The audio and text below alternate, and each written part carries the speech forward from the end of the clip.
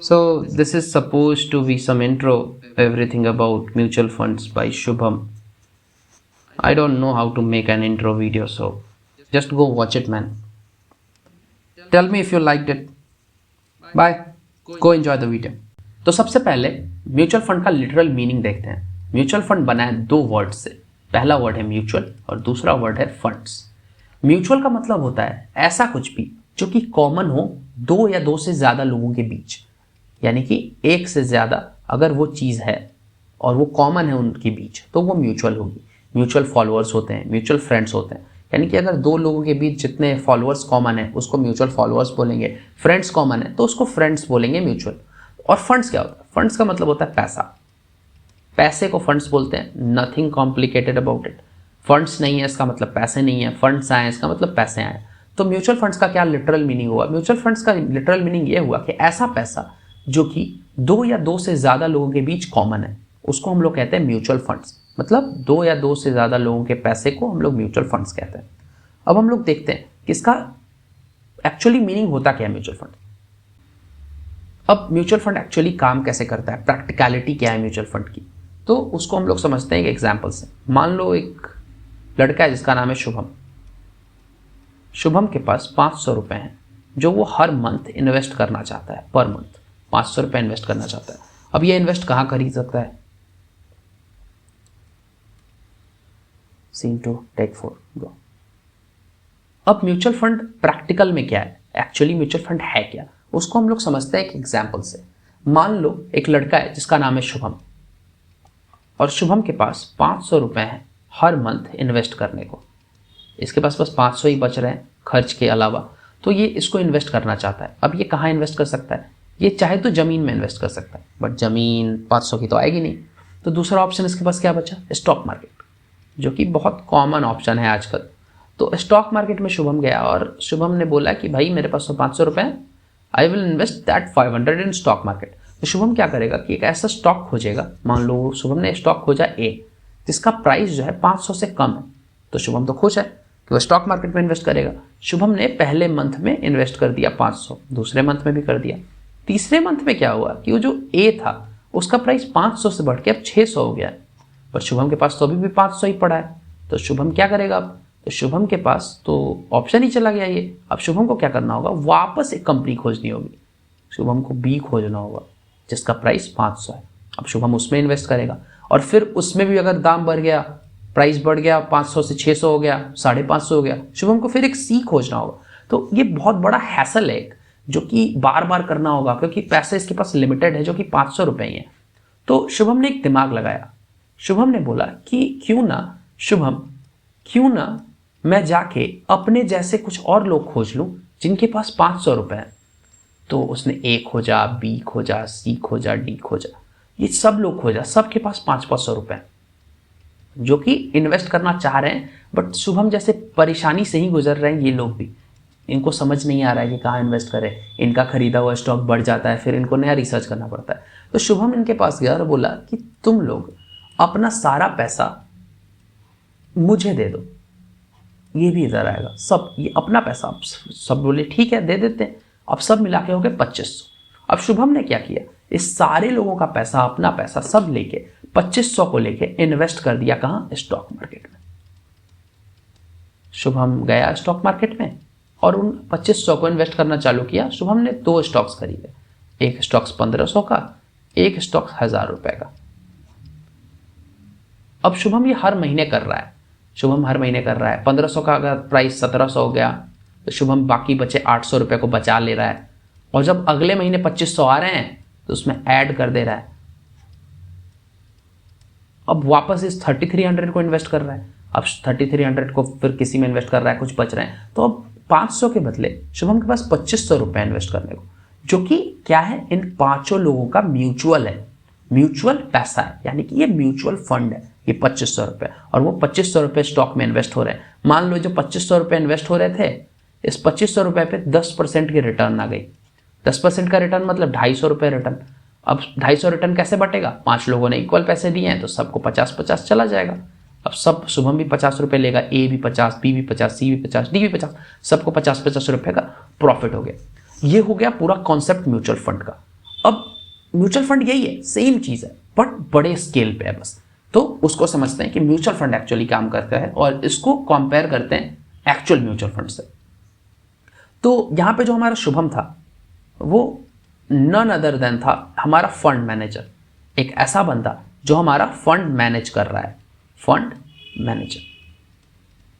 शुभम एक बैनर के अंदर काम करता था, उस बैनर का नाम था XYZ AMC। AMC का मतलब asset management company. XYZ AMC के अंदर शुभम काम करता था जो कि फंड मैनेजर था। शुभम ने क्या किया, शुभम ने बोला कि मेरी कंपनी जो है इन्वेस्ट करती है स्टॉक्स में, तो आप मुझे पैसे दें और मैं एज अ फंड मैनेजर उस पैसे को इन्वेस्ट करूंगा। यानी कि 500 इक्वल टू 2500 को शुभम ने as a fund manager stocks में इन्वेस्ट किया और स्टॉक से जितने रिटर्न आए वो वापस लोगों में बांट दिए। तो बेसिकली यही कॉन्सेप्ट है AMC का, फंड मैनेजर का और पूरे म्यूचुअल फंड का। फंड मैनेजर जो है AMC के लिए काम करता है, पैसे लेता है, स्टॉक्स में इन्वेस्ट करता है और वापस पैसे लोगों में बांट देता है। This is the whole concept of AMC। तो हमने देखा कि basic concept of mutual fund क्या है, कि म्यूचुअल फंड काम कैसे करता है, कैसे सारे पैसे को फंड मैनेजर AMC एक जगह पूल करके इन्वेस्ट करती है। अब हम लोग एक्चुअली समझते हैं टर्मिनोलॉजी और ये चीज एक्चुअली काम कैसे करती है, विथ प्रॉपर टर्म्स देखते हैं हम लोग। तो सबसे ऊपर क्या आता है, सबसे ऊपर आता है पॉपुलेशन, हमारी जनता यानी कि कस्टमर। सबसे ऊपर आता है पॉपुलेशन। पॉपुलेशन क्या करती है, पॉपुलेशन सेविंग्स करती है, पॉपुलेशन करती है सेविंग्स। जो की टर्म्स है उसको मैं ऐसे बॉक्स में बना दूंगा कि एक्चुअली जो टर्म्स काम कर रहा है वो मेरा बॉक्स में रहेगा। तो सेविंग्स किसके पास जाती है, सेविंग्स जाती है एसेट मैनेजमेंट कंपनी के पास, AMC के पास। देता कौन है, सेविंग्स। पॉपुलेशन जो है अपनी सेविंग्स AMC के पास देती है। AMC हायर करता है एक फंड मैनेजर को, एक फंड मैनेजर को हायर करता है। फंड मैनेजर का काम क्या है, फंड मैनेजर का काम है, फंड मतलब पैसा, मैनेजर मतलब ऐसा बंदा जो मैनेज कर रहा है मेरे फंड्स को। तो फंड मैनेजर क्या करता है, फंड मैनेजर एक बहुत पढ़ा लिखा आदमी है जो जानता है कि पैसा काम कैसे करता है, स्टॉक मार्केट काम कैसा करता है। ये हम लोग मान के चल रहे हैं कि मेरा फंड मैनेजर जान रहा है ये सब चीजें। फंड मैनेजर क्या करेगा, एक लिस्ट बनाएगा स्टॉक्स की, जो कि 20, 30, 50, 100 जितना फंड मैनेजर को मन होगा उस लिस्ट में उतने स्टॉक्स रहेंगे। वो फंड मैनेजर अपने रिस्क एपेटाइट, अपनी समझ से वो लिस्ट बनाएगा मार्केट की कंडीशन को देखते हुए। उसमें 50 स्टॉक्स रहेंगे, 60 स्टॉक्स रहेंगे या 20 स्टॉक्स रहेंगे, जितने भी स्टॉक्स रहे वो फंड मैनेजर की दिक्कत है। अब फंड मैनेजर सेविंग्स मिला है, AMC के ने फंड मैनेजर को वो सेविंग्स दी है। फंड मैनेजर ने एक लिस्ट बनाया 50 स्टॉक्स का। अब फंड मैनेजर क्या करेगा, इस सेविंग्स को इस लिस्ट में इन्वेस्ट कर देगा। ये एक्चुअली लिस्ट स्टॉक्स की लिस्ट है, इन स्टॉक्स में इन्वेस्ट कर देगा ये फंड मैनेजर। अब इस स्टॉक्स का एक एवरेज रिटर्न आएगा। एवरेज रिटर्न मैं क्यों बोल रहा हूं, मैं एवरेज रिटर्न क्यों बोल रहा हूं, एवरेज रिटर्न का मतलब हुआ कि इस सारे स्टॉक्स का अलग अलग रिटर्न आएगा। मान लो नंबर 1 स्टॉक्स ने मुझे 100 रुपए का रिटर्न दिया, दूसरा स्टॉक्स 30 रुपए का मेरा लॉस करा दिया, तीसरा फिर 200 का प्रॉफिट दिया। तो सब मिला के जो टोटल रिटर्न आएगा, यानी कि total profit minus total loss, average return, total return आएगा, ये वापस जाएगा किसके पास, AMC के पास। ये वापस AMC के पास जाएगा। AMC क्या करेगी, वापस इसको पॉपुलेशन के पास भेजेगी। पॉपुलेशन के पास यहां 2 ऑप्शन है। पहला ऑप्शन है पॉपुलेशन इसको विड्रॉ कर ले, यानी कि पैसा निकाल ले, और एक और ऑप्शन है कि वापस AMC के पास दे दे और AMC जो है वापस यहाँ पे चली आएगी और यहाँ पे जो है वापस सेविंग्स रहेगी AMC की और यहाँ पे वापस फंड मैनेजर रिटर्न कर देगा। तो यहाँ हुआ क्या, टोटल हुआ ये कि पॉपुलेशन ने सबसे पहले पॉपुलेशन ने अपनी सेविंग्स को AMC को दिया। AMC में फंड मैनेजर बैठा हुआ है, फंड मैनेजर ने एक लिस्ट बनाई, उस लिस्ट में हमारा स्टॉक्स है बहुत सारा, जो फंड मैनेजर को अच्छा लगा वो स्टॉक्स इसमें डाला। सारे स्टॉक्स ने उस सेविंग्स पे कुछ रिटर्न दिया जो कि एवरेज रिटर्न है, क्योंकि total profit minus total loss एक एवरेज रिटर्न है। वो एवरेज रिटर्न वापस AMC के पास गया और AMC ने पॉपुलेशन को वो पैसा दे दिया। अब यहाँ पॉपुलेशन के पास 2 ऑप्शंस हैं, या तो पॉपुलेशन उस पैसे को विड्रॉ कर ले, खर्च कर दे, या फिर बचा ले, सेविंग्स कर लेगा तो वापस सेविंग्स यहाँ चली जाएगी। और अगर वापस पॉपुलेशन वापस एएमसी को पैसा दे दिया, वो वाला पैसा जो एएमसी ने पॉपुलेशन को दिया था वापस यहाँ पे चला जाएगा, वापस फंड मैनेजर, वापस स्टॉक्स, वापस रिटर्न्स, और ये साइकिल्स चलता रहता है। यही है म्यूचुअल फंड का cycle. This is the whole cycle of mutual fund. तब इसके बाद हम लोग देखते हैं कि बेनिफिट्स ऑफ म्यूचुअल फंड क्या है, म्यूचुअल फंड्स में ही हम लोग क्यों इन्वेस्ट करें। और ये मैं थोड़ा स्टॉक से इसको कोरिलेट करूंगा, स्टॉक से कंपेयर करके बताऊंगा, और कुछ पॉइंट्स स्टैंड अलोन भी रहेंगी। तो लेट्स सी बेनिफिट्स। बेनिफिट्स में सबसे पहला बेनिफिट आता है और सबसे कॉमन बेनिफिट जो है, जो सब लोग जानते हैं, कि ये बहुत कम रिसर्च करना पड़ता है। इसमें लिटिल रिसर्च, बहुत कम रिसर्च करना पड़ता है स्टॉक्स के मुकाबले, क्योंकि स्टॉक्स में बहुत सारी चीज़ें देखनी पड़ती हैं। स्टॉक्स में कहाँ इन्वेस्ट करना है, कौन सी कंपनी में कितना प्रॉफिट हो रहा है, कितना लॉस हो रहा है, ये हमें रिसर्च नहीं करना पड़ता है म्यूचुअल फंड्स में, क्योंकि ये सारा रिसर्च जो है ये हमारा फंड मैनेजर करता है। फंड मैनेजर को हम FM लिखेंगे यहाँ पे। फंड मैनेजर हमारा सारा रिसर्च करके, हमको बस फंड मैनेजर को पैसा देना है, फंड मैनेजर सारा रिसर्च करके इन्वेस्ट कर देता है। दूसरी ये रहती है कि टाइम कंज्यूमिंग नहीं है, रिसर्च लेस होगा तो नॉट टाइम कंज्यूमिंग बिल्कुल नहीं है। सैलरीड एम्प्लॉयज़ जो हैं उनको इन्वेस्ट करने में आसानी रहेगी, क्योंकि ज़्यादा रिसर्च नहीं करना पड़ेगा और बहुत कम टाइम देता है। तीसरा जो है रिस्की कम है, बहुत कम रिस्की है स्टॉक के मुकाबले, क्योंकि एक तो प्रोफेशनल आपको सपोर्ट मिल रहा है फंड मैनेजर का, दूसरा ये कि फंड मैनेजर बहुत लंबी लिस्ट में इन्वेस्ट कर रहा है, लाइक 50 कंपनीज में इन्वेस्ट कर रहा है। तो 50 कंपनी एक साथ तो नहीं डूबेगी, एज लॉन्ग एज वॉर ना हो जाए। यूक्रेन अगर बन गया तो बात अलग है, बट अगर वॉर नहीं हो रहा है, बहुत ज़्यादा इन्फ्लेशन नहीं है, मतलब अगर आइडियल मार्केट कंडीशंस है, तो बहुत ज़्यादा रिस्क नहीं है, क्योंकि बहुत ज़्यादा कंपनीज में इन्वेस्ट हो रहा है और सारी कंपनी एक साथ नहीं डूबती है। चौथा पॉइंट लिक्विडिटी। लिक्विड बहुत अच्छा है ये, क्योंकि ये बेचा जा सकता है बहुत आसानी से। आपको जब मन करेगा तब आप इसको बेच के आप इससे पैसा निकाल सकते हैं। गोल्ड इतना अच्छा लिक्विडिटी नहीं है गोल्ड में, क्योंकि गोल्ड आप इतनी आसानी से नहीं बेच सकते हैं, जमीन आप इतनी आसानी से नहीं बेच सकते। तो म्यूचुअल फंड काफ़ी लिक्विड है, काफ़ी अच्छा है।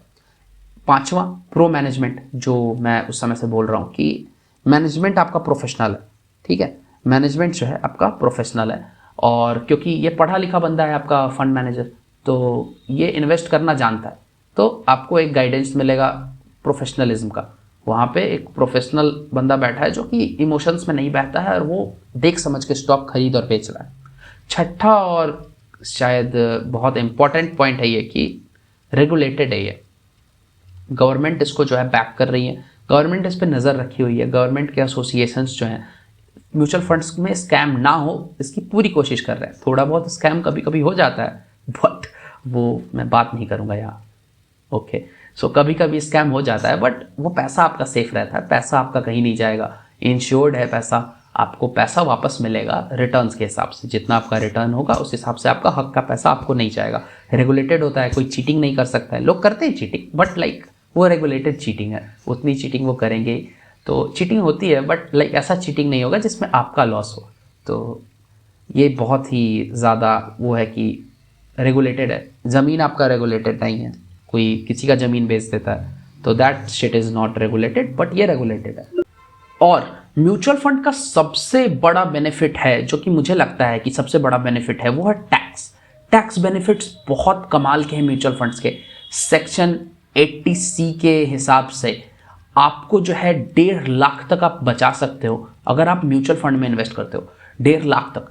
टैक्स जो है अभी बहुत हॉट इशू रहा है, तो म्यूचुअल फंड में इन्वेस्ट करके एक्चुअली लोग लीगली टैक्स बचाते हैं। 1.5 lakh up to 1.5 lakh tax बचाते हैं म्यूचुअल फंड में इन्वेस्ट करके। तो this is one of the biggest benefits of investing in mutual funds. सारे म्यूचुअल फंड्स में ऑब्वियसली नहीं, बट एक टाइप का म्यूचुअल फंड होता है जिसको हम लोग ELSS कहते हैं।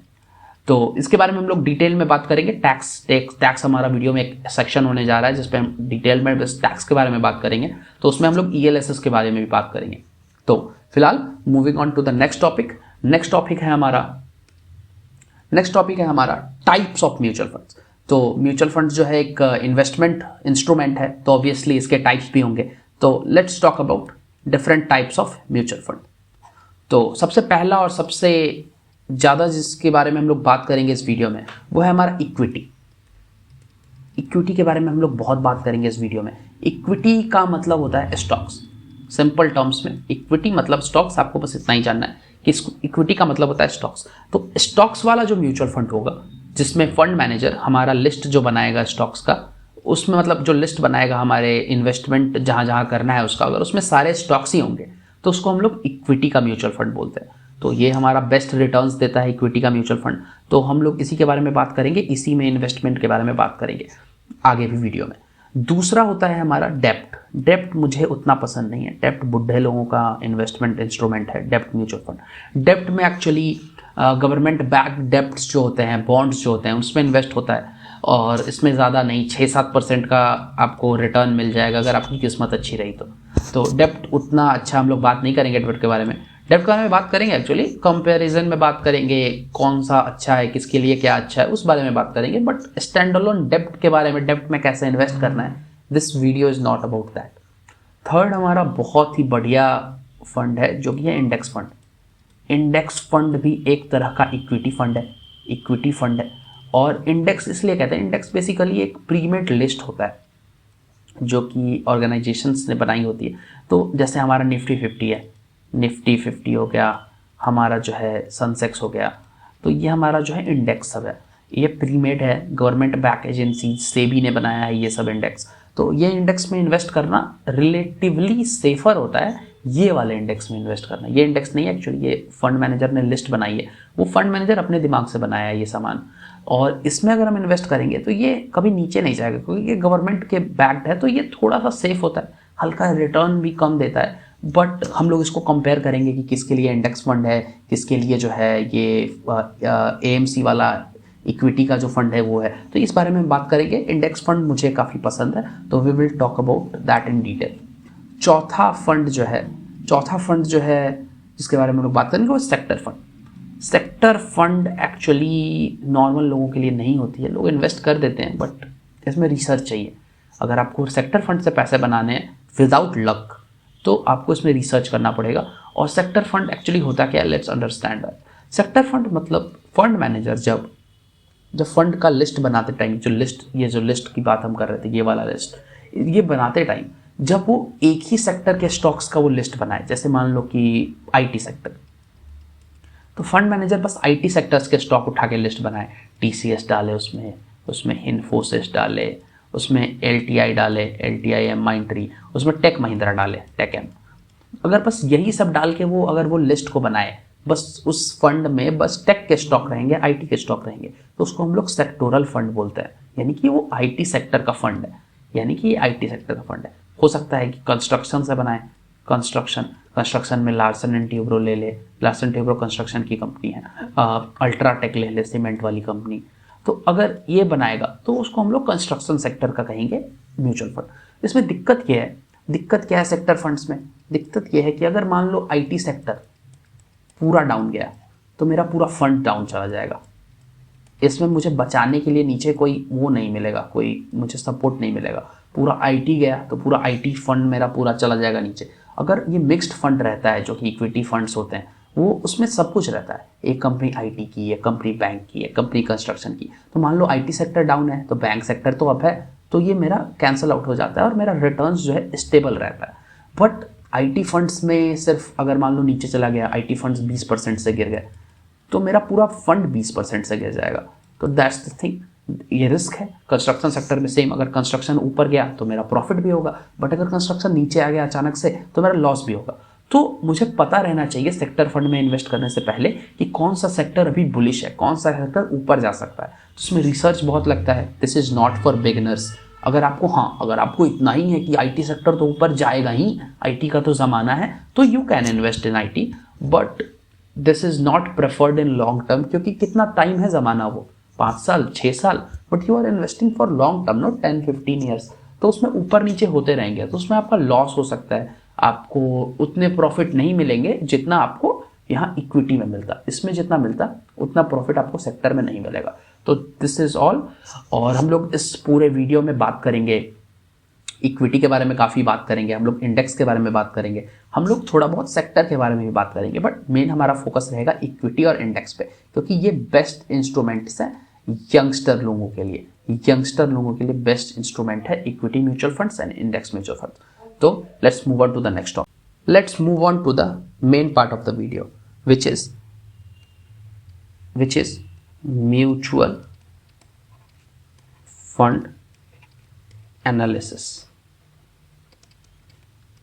How to know that this fund is for you? ये फंड आपके लिए सही है, इसको कैसे पता करें? How to choose a fund, आप किसी फंड को कैसे सेलेक्ट करेंगे, उसका क्राइटेरिया क्या है? तो उसको जानने के लिए first you have to know कि फंड्स कौन कौन से हैं, लाइक कौन कौन से फंड में आप इन्वेस्ट कर सकते हो, कौन कौन से फंड में क्या बेनिफिट है, क्या प्रो है, क्या कॉन्स है. तो we will be majorly talking about equity here because equity is best, not best, that's biased opinion, but equity में यंग लोग इन्वेस्ट करेंगे क्योंकि इक्विटी का रिटर्न ज़्यादा है. ओके, तो इक्विटी में इन्वेस्ट करने से आपका पैसा काफ़ी बढ़ेगा. Like you are not 40-50 years old. Okay, so अगर आप इक्विटी में इन्वेस्ट करते हैं और आपका अगर 20-30% पैसा गिर भी जाता है, लाइक नहीं गिरेगा ऐसे रैंडमली, बट अगर मान लो गिर भी जाता है तो आप यंग हैं अभी, तो you can cope up with it, you can wait for 2 more years, 3 more years, और वो पैसा इवेंचुअली आपका बिल्डिंग हो जाएगा. बट लाइक अगर कोई बंदा 40 साल का है, 50 साल का है, तो he can't invest in risky assets क्योंकि उसको उसका तबीयत खराब हो जाएगा. मान लो he got a heart attack, तो अब उसके लिए उसको पैसे चाहिए. अब उसका पैसा 30% नीचे पड़ा हुआ है तो वो सह नहीं पाएगा ना उसको. तो equity 100% equity is for young people. So let's talk about mutual funds based on equity. So पहले आते हैं हमारे लार्ज कैप, दादाजी लार्ज कैप फंड्स. दूसरा है हमारा मिड कैप और तीसरा है हमारा स्मॉल कैप. मेजरली ये 3 फंड्स होते हैं जो कि इक्विटी को रिप्रेजेंट करते हैं, लार्ज कैप, मिड कैप और स्मॉल कैप. कैप मतलब यहाँ पे कैपिटल का शॉर्ट फॉर्म कैप है. तो लार्ज कैप से आपको नाम से पता लग गया होगा कि इस फंड में जो फंड मैनेजर होता है वो जितनी कंपनीज को सेलेक्ट करता है वो सारी लार्ज कैप कंपनीज होती हैं. लार्ज कैप मीन्स ऐसी कंपनी जो कि काफ़ी बड़ी हो, काफ़ी ज़्यादा उनका मार्केट कैप हो, मार्केट में उनकी वैल्यू ज़्यादा हो. लार्ज कैप के कुछ एग्जांपल्स हैं TCS, HDFC बैंक, ये सब हो गई हमारी लार्ज कैप की कंपनीज. ये कंपनीज में रिटर्न तो बहुत कम है, बहुत कम नहीं मतलब रिटर्न कम है रेस्पेक्टिवली मिड कैप और स्मॉल कैप के, बट रिस्क भी कम है. रिटर्न कम है बट रिस्क भी कम है. ये सब कंपनीज कल को अचानक बंद नहीं हो जाएंगी. TCS, HDFC ये सब अचानक से बंद नहीं होगी, इसके कारण रिस्क बहुत कम है और रिटर्न भी थोड़ा रेस्पेक्टिवली कम है. तो let's move on to mid cap funds. Mid cap funds में अब लार्ज के बाद पता चल गया होगा मिड कैप फंड्स में कौन सी कंपनीज रहेंगी. ऐसी कंपनी रहेगी जो कि लार्ज नहीं है ज़्यादा और ज़्यादा स्मॉल नहीं है, मीडियम कंपनीज जो कि पोटेंशियल रखती हैं क्या बनने का, लार्ज कैप बनने का. अब कंपनीज लाइक पॉलीकैब हो गया, कंपनीज लाइक अभी मिड कैप फंड में हमारा पिडिलाइट भी आता है, बट पिडिलाइट है नहीं मिड कैप, बट दे से कि ये मिड कैप ही है. ये सब कंपनीज जो है बहुत बड़ा बनने का पोटेंशियल रखती हैं. तो पीपल इन्वेस्ट इन दिस क्योंकि ये सब ब्रांडेड कंपनीज हैं, ये कंपनीज अचानक से गायब नहीं होगा. तो इसमें रिस्क जो है रेस्पेक्टिवली हल्का सा ज़्यादा तो है क्योंकि थोड़ा सा वोलेटाइल होता है ये सब कंपनी, क्योंकि मार्केट कैप छोटा है तो ये सब वोलेटाइल है, बट इसमें पोटेंशियल है लार्ज कैप बनने का, यानी कि इसमें रिटर्न बहुत अच्छे मिलते हैं. तो मिड कैप फंड जितने होंगे उसमें जितनी कंपनियां फंड मैनेजर सेलेक्ट करेगा वो सारी मोस्टली मिड कैप्स होंगी. कभी कभी 1-2 लार्ज 1-2 स्मॉल रख लेते हैं to maintain stability fund managers, but mostly जितनी कंपनीज होगी सब मिड कैप होगी. Let's talk about small cap. Small cap is the most infamous mutual fund क्योंकि बहुत लोगों का पैसा इसमें गया है और बहुत लोगों ने पैसे बनाए भी हैं. तो risk on the top, highest risky asset और रिटर्न भी ऑन द टॉप, क्योंकि इससे ज़्यादा पैसा म्यूचुअल फंड में शायद ही कहीं बनेगा. Like small cap is on top. तो टॉप पे क्यों है? अब इसमें बहुत छोटी छोटी कंपनीज आई हैं, लाइक एकदम छोटी छोटी कंपनीज. तो अब इस छोटी कंपनी को लार्ज कैप बनने के लिए मल्टीफोल्ड्स होना पड़ेगा, like into 50 times, into 20 times ऐसा ग्रो करना पड़ेगा. और जब ऐसा ग्रो होगा तो आपका पैसा भी ग्रो होगा. तो स्मॉल कैप जो है लार्ज कैप बनने में लेकिन रिस्क भी तो है, स्मॉल कैप नीचे भी जा सकती है, गायब भी हो सकती है, जीरो भी हो सकती है, तो रिस्क भी बहुत ज़्यादा हाई है, रिस्क भी हाई है और रिटर्न भी हाई। तो लेट्स टॉक अबाउट कि ये रिस्क हाई क्यों है, लार्ज कैप स्मॉल कैप में बेसिक डिफरेंस क्या है, तो इसको एक एग्जांपल से समझते हैं। Okay, so let's go. तो इमेजिन कि आपके पास 100 रुपए हैं और शर्त यह है कि आपको इसको एक पौधे में इन्वेस्ट करना है, छोटा सा प्लांट है ये, और एक बहुत बड़ा ट्री है। अब कोई आदमी आके आपको बताता है कि आप इस दोनों में से किसी एक में इन्वेस्ट कर सकते हैं, और ट्री जितना ग्रो होगा या प्लांट जितना ग्रो होगा 10 साल के बाद आपको उस हिसाब से रिटर्न मिलेगा। और अगर ये ट्री या प्लांट अगर खत्म हो गया, सूख गया, गिर गया, स्टॉर्म से इसको टूट गया, तो आपका पैसा जीरो हो जाएगा। दिस इज द, ये आपका शर्त है, ये आपका बेट है। तो आप जो है अगर ट्री पे पैसा लगाएंगे तो ये 30 साल पुराना ट्री है मान लीजिए, और ये 6 महीने पुराना प्लांट है। अगर इस पे पैसा लगाएंगे और 10 साल के लिए लगा रहे हैं, तो ये ट्री मान लीजिए 10 साल के बाद 20% ग्रो कर गया, तो मेरा 100 कितना हो जाएगा, 100 गोज टू 120, यानी कि मुझे 10 साल में 20% रिटर्न मिले, और काफ़ी सेफ था क्योंकि ये ट्री जो है स्टॉर्म से नहीं टूटेगा, ये ट्री बाढ़ में नहीं बहेगा। अब let's talk about the plant. Plant ने 10 साल में ग्रोथ दिखाई 20 टाइम्स ग्रो किया, यानी कि मेरा 100 रुपए अब 2000 हो चुका है। तो this is the growth that small plant gave you, but risk involve नहीं थे, बहुत सारे रिस्क इन्वॉल्व थे। रिस्क ये इन्वॉल्व थे कि ये स्टॉर्म अगर आता तो ये प्लांट टूट सकता था, अगर ये बाढ़ आता तो ये बह सकता था, फ्लड में जा सकता था ये, यानी कि this plant was so close to becoming zero. लेकिन ये प्लांट जो है अच्छा केयर हुआ, केयर किसने दिया, केयर दिया मैनेजर ने इसके, जो कि हमारा फंड मैनेजर है, उस मैनेजर ने इसको केयर दिया, इसको भी केयर दिया, बट इसको इतनी केयर की ज़रूरत नहीं थी, ये तो खुद से बहुत बड़ा हो चुका है, तो इसको केयर की क्या ज़रूरत। तो इसको केयर किया, इसको संभाल के रखा, स्विच करता रहा, प्लांट सूखने लगे तो उसको फिर ट्रीटमेंट दिया, तो like he grew this into this. तो हमारा रिस्क भी ज़्यादा था यहाँ पे, लेकिन हमें रिटर्न भी बहुत ज़्यादा मिला। तो this is your small cap and this is your large cap. This is the whole theory behind small cap and large cap. इसका स्वीट स्पॉट होता है हमारा मिड कैप, तो बहुत लोग प्रेफर करते हैं मिड कैप में इन्वेस्ट करने का। अब let's talk about one more fund जो कि काफ़ी लोग इन्वेस्ट करना पसंद करते हैं, जिसका नाम है मल्टी कैप फंड। अब ये बात हो गई कि इसको बनाना लैब में बनाया गया है, लार्ज कैप फंड का स्टेबिलिटी ले आया, स्मॉल कैप का रिटर्न ले आया,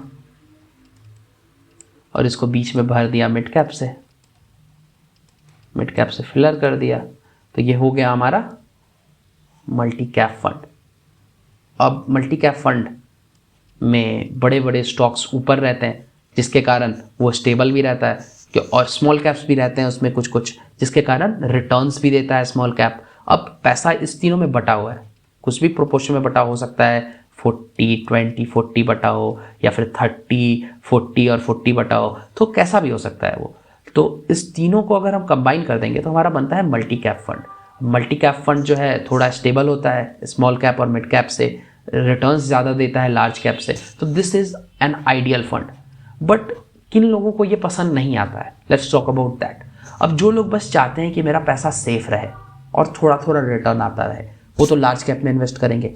जो लोग चाहते हैं कि मुझे रिस्क से मतलब ही नहीं है, आई जस्ट वांट रिटर्न्स, तो वो इन्वेस्ट करेंगे स्मॉल कैप में। इन दोनों लोगों के लिए मल्टी कैप नहीं है, क्योंकि मल्टी कैप एवरेज कर देता है पूरे रिटर्न्स को, जिसके कारण आपको लार्ज कैप जितना स्टेबिलिटी मिलेगा, स्मॉल कैप जितना रिटर्न भी नहीं मिलेगा, बट बीच का इसका सामान मिलेगा, इस तीनों के बीच का कहीं का मिलेगा मिड कैप में। तो that's all about types of mutual fund, equity mutual funds. Let's move on to the next topic. तो अब हमारा नेक्स्ट टॉपिक है म्यूचुअल फंड एनालिसिस में फंड हाउसेस। फंड हाउसेस क्या होता है? Fund houses basically fund houses क्या होता है? Let's write it first. Fund houses वो घर होते हैं, घर मतलब लाइक वो कंपनीज होती हैं जो मेरा एसेट मैनेज करेगी। एसेट मीन्स पैसा, एसेट मैनेज करेगी अब ये एसेट मैनेज, ये वर्ड हमने पहले भी सुन रखा है और ये इस वर्ड से याद आता है क्या, एसेट मैनेजमेंट कंपनी, AMC, जो कि पैसा लेके मेरा पैसा इन्वेस्ट करती थी। ये एसेट मैनेजमेंट की कंपनी करती थी। इसको हम लोग AMC भी बोलते हैं, वैसे AMC ही बोलते हैं, इतना लंबा कौन बोलेगा, AMC हुआ। अब ये हमारा हुआ फंड हाउस। अब फंड हाउस कितना इंपॉर्टेंट है इस बारे में बात करते हैं कि एक्चुअली AMC होता क्या है, AMC काम कैसे करता है। तो काम कैसे करता है वो तो हम बात कर लिए। इंपॉर्टेंस ऑफ AMC देखते हैं कि AMC इंपॉर्टेंट क्यों है। तो AMC का अच्छा होना इसलिए इंपॉर्टेंट है, AMC, ताकि आपका पैसा सेफ रहे। अब पहला पॉइंट, AMC जो है रेप्यूटेड होना चाहिए, कि रेप्यूटेड तो होना ही चाहिए एटलीस्ट। ये तो बेसिक चीज़ है, ये तो होना ही चाहिए, नहीं है तो फिर तो दिक्कत वाली बात है। अब मान लीजिए कि कोई बंदा आता है, बोलता है कि मैं XYZ AMC से हूँ और मुझे आप पैसे दे दो, मैं आपका पैसा ग्रो कर दूंगा इतने % से, 50% से, 50 तो बहुत हो गया, बोल रहा है 25% ग्रो कर दूंगा। दूसरा HDFC आ रहा है और बोल रहा है कि नहीं 25 से तो नहीं, 19 से करूंगा। आप किसके साथ जाओगे? अगर थोड़ा सोचोगे तो आप HDFC के साथ जाओगे, क्योंकि HDFC रेप्यूटेड है, HDFC ये काम बहुत सालों से कर रहा है, तो HDFC नोज इट शिट। तो HDFC जो है आपका पैसा डुबाएगा नहीं। ये 25 बोल के 2 दे देगा तो किसके पास जाओगे?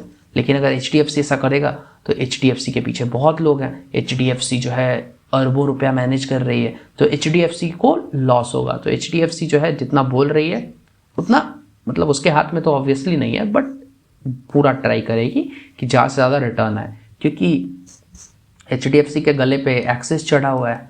अगर मान लो HDFC अच्छा रिटर्न नहीं देगी लाके अपने कस्टमर्स को, तो कस्टमर्स गुस्सा हो जाएंगे HDFC से और एक्सिस में भाग जाएंगे। तो ये बातें HDFC और एक्सिस दोनों जानती है, इसीलिए they fight for the returns. वो चाहती है कि मैं दूसरे फंड से ज़्यादा रिटर्न दूँ, बट थोड़ा सेफ रख के भी, ताकि लोग ये भी देखेंगे ना कि मेरा पैसा सेफ है कि नहीं है। लाइक ऐसा थोड़ी है कि वो स्टेक पे पैसा लगाने लगा। मान लो HDFC गया सारा पैसा लेके 18,000 करोड़ लेके स्टेक पे लगा दिया पैसा, स्टेक पे।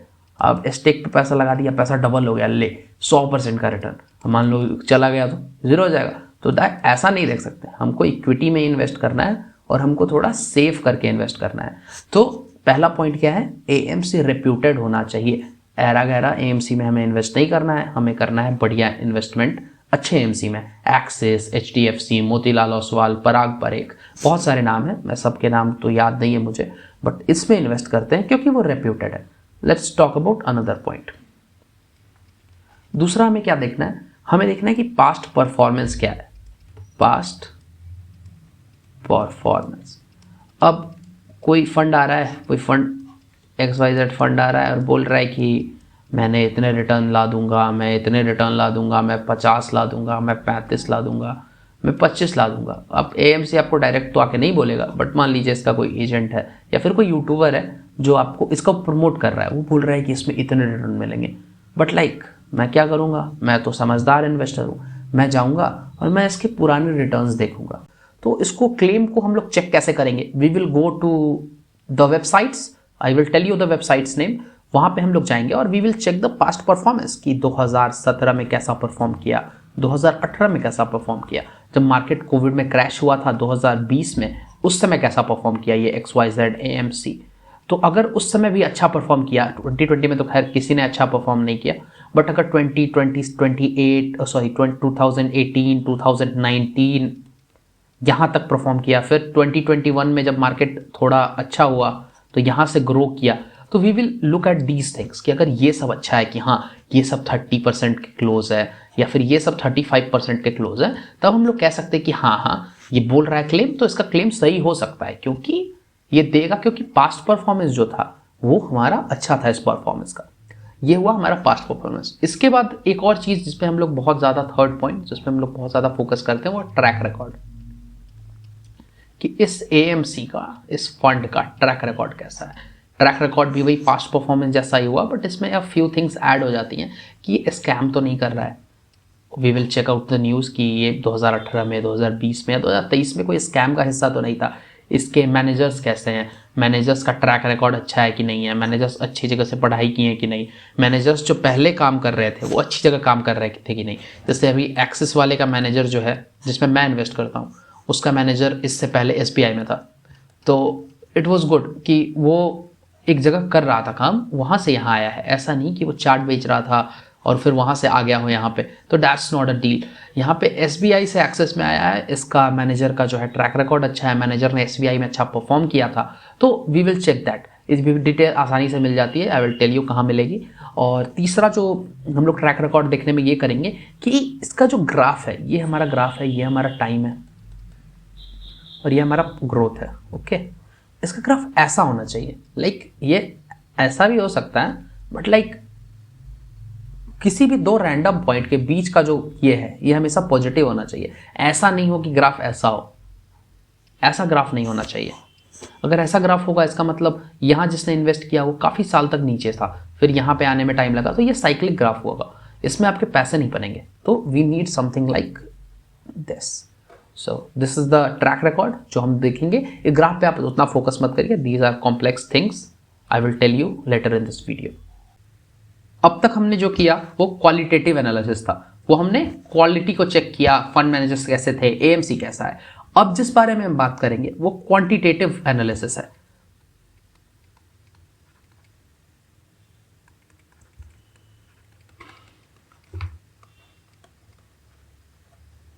Quantitative analysis, okay. So quant का मतलब होता है numbers, as you already know that, इसका मतलब है नंबर्स। तो we will talk numbers now, we will talk numbers now. Numbers में क्या क्या चीजें आ जाएंगी? नंबर्स में आ जाएगा रिटर्न्स, कि रिटर्न्स कितना था, क्योंकि after all you need returns, no. आप इन्वेस्ट ही इसीलिए कर रहे हो ताकि आपको रिटर्न्स मिले, और रिटर्न्स जो है बाकी इंस्ट्रूमेंट्स अच्छे मिले। तो we will talk about returns, we will talk about risk factors, we will talk about risk factors, and lastly we will talk about the numbers, the portfolio compositions।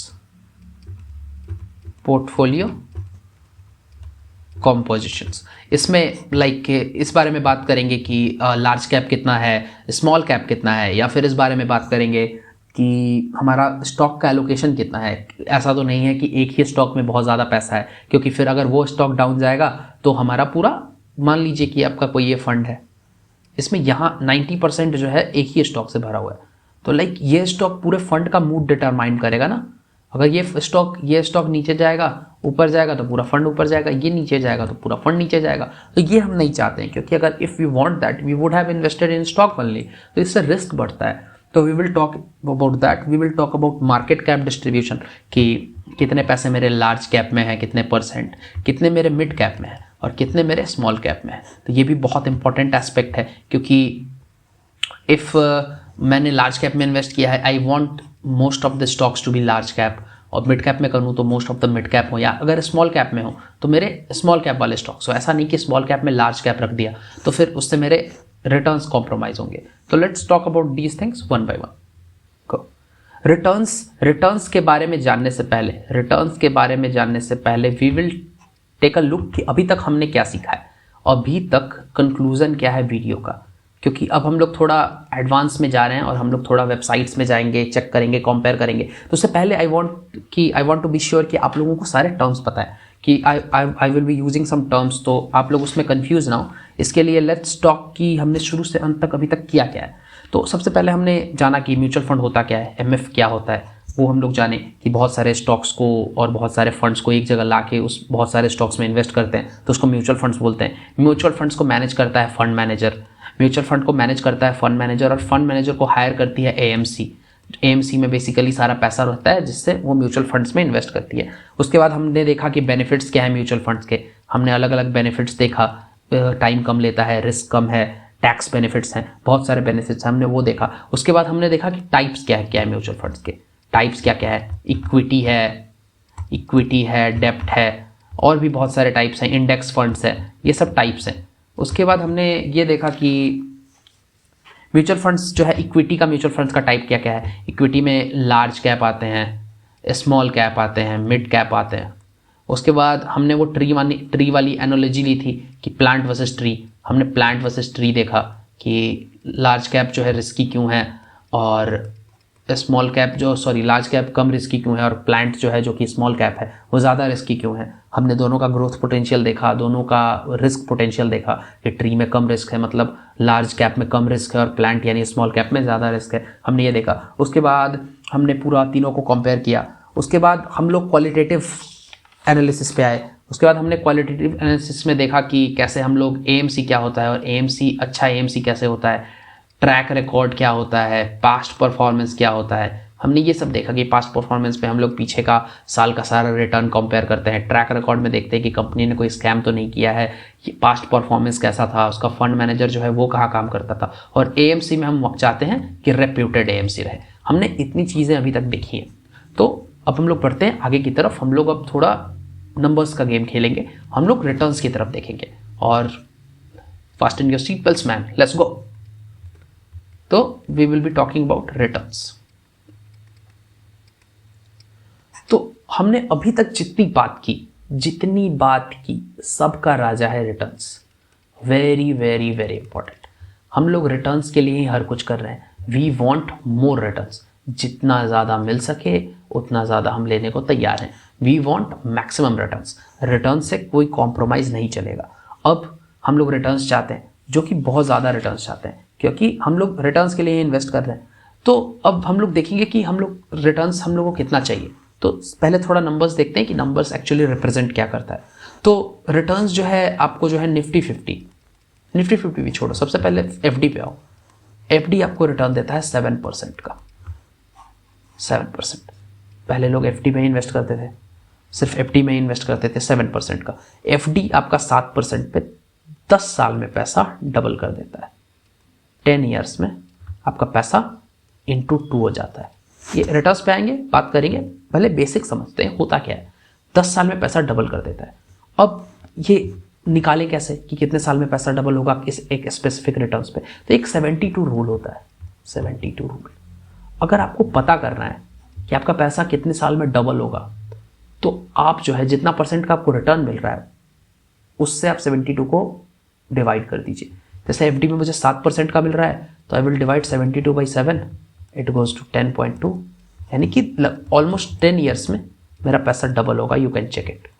अगर मुझे रिटर्न मिला मुझे 24% का, 72 बाई 24 इक्वल टू 3। 3 साल में मेरा पैसा double होगा अगर मैं 24% के रिटर्न से पैसा ले रहा हूँ, तो मतलब अगर मुझे रिटर्न मिल रहा है तो ये मेरा रिटर्न का क्वांटिटेटिव है। अब दूसरा एक और चीज़ देखते हैं कि रिटर्न काम कैसे करता है। रिटर्न काम कैसे करता है? This is not your simple interest return, this is compound interest.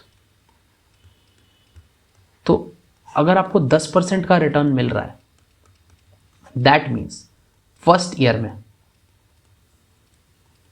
आपका 100 रुपए का 110 रुपए हो जाएगा, बट सेकेंड ईयर में आपका 110 रुपए का 10% बढ़ेगा, जो कि 11 होगा, यानी 121 हो जाएगा। थर्ड ईयर में आपके 121 का 10% बढ़ेगा, यानी कि 121 में 12 और जुड़ जाएगा, यानी कि जितना भी हो जाएगा नॉट 132 हो जाएगा। ओके, सो ये कंपाउंडिंग है। अब 132 का 10% होगा, यानी कि ये टाइम गेम है। जो 10th ईयर होगा उसमें जो है ये जो सम पूरा भर भर के वो रहेगा, उसका फिर 10% बढ़ेगा। तो दिस इज द रिटर्न्स। हम जितनी बात करेंगे, हम लोग अगर 10% की बात करेंगे, 20% की बात करेंगे, ये सारा कंपाउंड इंटरेस्ट है। तो इस बात को आप ध्यान में रखें। ऐसा नहीं है कि 100 पे आपको हर साल 10 ही मिलेगा, 10 ही मिलेगा, 10 ही मिलेगा, या 20 ही मिलेगा, 20 ही मिलेगा। These all are compounding. Okay, ये सब कंपाउंड हो रहा है। तो अगली बार आपको 100 पे नहीं, 110 पे, उसकी अगली बार 121 पे, उसकी अगली बार आपको 132 पे मिलेंगे। तो इस बात को आप ध्यान में रखें रिटर्न को देखने से पहले। अब चलते हैं वेबसाइट पे और इसको एनालाइज करते हैं कि रिटर्न होता क्या है एक्चुअली में। सो हम लोग ग्रो के होम पेज पे, और यहाँ से ऑलमोस्ट जितना हमारा एनालिसिस है इस ग्रो के होम पेज से हो जाएगा। grow.in, GROWW.in। ये इसी ग्रो के वेबसाइट पे हमारा सारा एनालिसिस हो जाएगा, जो आपको जिसकी आपको ज़रूरत पड़ेगी। तो किसी भी एक म्यूचुअल फंड को उठाते हैं और उसको एनालाइज करते हैं। मोतीलाल ओसवाल सबसे ऊपर है, तो लेट्स सेलेक्ट दैट। अब देखते हैं। सबसे पहले हम लोग बात कर रहे थे रिटर्न्स की, तो we will scroll down and क्या हमें दिखेगा रिटर्न्स। ओके, सो ये रहा फंड्स रिटर्न्स। यहाँ देखिए फंड रिटर्न्स यहाँ है। एक ईयर में 56.7%, 3 ईयर्स में 36.8%, 5 ईयर्स में 34.5% और ऑल टाइम 26.54% है। अब देखते हैं ऑल टाइम के मतलब क्या है, कितने साल तक है ये, कितने साल, यहाँ हम ऑल करेंगे और यहाँ हम देखेंगे कि ये म्यूचुअल फंड 2014 से यहाँ पे लिस्टेड है, यानी कि तकरीबन 10 साल हो चुके हैं इस म्यूचुअल फंड को, 10 साल से ज़्यादा हो चुके हैं। 2024 के फेब में 10 साल हो गया था। 10 साल में इसने हर एक साल 26% का रिटर्न दिया है। इसका मतलब हर साल पैसा पिछले 10 सालों से 26% से ग्रो कर रहा था। 26% के ग्रोथ का मतलब हुआ 72 रूल के हिसाब से हर 3 साल में आपका पैसा डबल हो रहा था, यानी कि पहले 3 साल में डबल हुआ होगा, उसके फिर 3 साल में 4 गुना हुआ होगा और अगले 3 साल में 8 गुना, यानी कि लगभग 10 गुना ये पैसा किया है पिछले 10 सालों में 26% के रिटर्न से। पिछले 5 सालों में 34% रिटर्न है, पिछले 3 सालों में 36% रिटर्न है और पिछले 1 साल में 56% रिटर्न है, यानी कि पैसा 1.5 गुना हुआ है। कैटेगरी की एवरेज देखते हैं, मतलब कि कैटेगरी की एवरेज ये है कि ये मिड कैप फंड है, तो मिड कैप के बाकी फंड के जो फंड्स के एवरेज हैं उसका रिटर्न कितना है, तो ये अपने एवरेज से काफ़ी अच्छा परफॉर्म किया है। रैंक विद इन कैटेगरी देखिए 1 है, तो this is a good sign of a good fund. But क्या ये कंक्लूसिव है? क्या हम बस रिटर्न देख के ये बता सकते हैं कि दिस फंड इज गुड और नॉट? लेकिन रिटर्न आपने देख लिया, रिटर्न ये है, रिटर्न का ग्राफ यहाँ है। ये ग्राफ जो मैंने उस समय बोला था कि ग्राफ ऐसा अपवर्ड्स होना चाहिए, तो ये ग्राफ अपवर्ड्स भी है। यहाँ जिसने पैसा लगाया था उसका पैसा यहाँ बना है क्योंकि ये ग्राफ ऊपर जा रहा है। तो रिटर्न तो हमारा बहुत अच्छा है, हमारा 1 साल में 56% का रिटर्न है, 3 साल में 36 का है, 5 साल में 34 का है और ऑल टाइम में 26 का है, जो कि 5 साल, 3 साल और 1 साल में अपने कैटेगरी के एवरेज, कैटेगरी मतलब अपने मिड कैप कैटेगरी के बाकी सब फंड के एवरेज से भी ज़्यादा है। तो लेट्स टॉक कि हमारा इसके मुकाबले कौन सा था खरा। इसके मुकाबले हमारे पास था एफडी हमारा देता है 7% रिटर्न। यहाँ पे मैंने ऑल टाइम देख लिया कि ये 26.4% रिटर्न है। एफडी मेरा 10 साल में पैसा 2 गुना करता, ये मेरा पैसा 10 गुना कर रहा है, तो ये क्लियरली एफडी से तो बेटर है ही 100%, अपने कैटेगरी से भी बेहतर है। रैंक विद इन कैटेगरी 111 है, यानी कि ये अपने कैटेगरी में बेस्ट म्यूचुअल फंड है, रिसेंट मतलब 5 साल तक में बेस्ट है। तो इसके साथ हमें आगे बढ़ना चाहिए?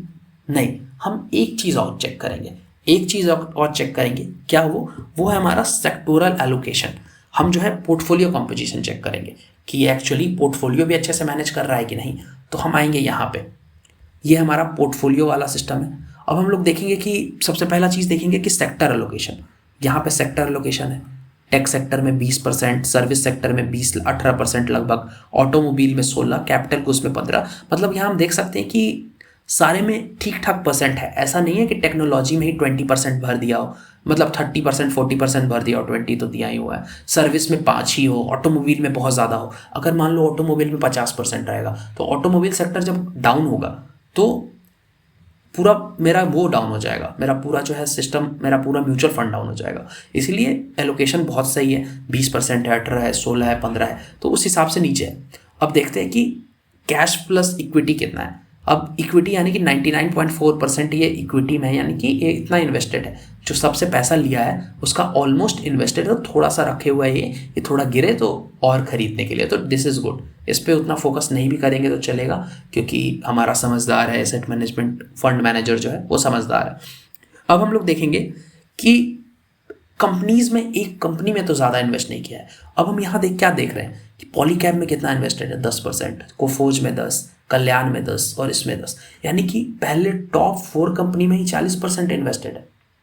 ये नॉट अ गुड साइन। अच्छा है, फंड मैनेजर को सोच के कर रहा है, that is good, but this is not a good sign for a mutual fund. बहुत अच्छे रिटर्न्स आ गए हैं। अब मान लो कि ये 2 कंपनी खराब परफॉर्म कर जाती, तब तो ये पूरा म्यूचुअल फंड चला जाता, बहुत खराब रिटर्न्स आते।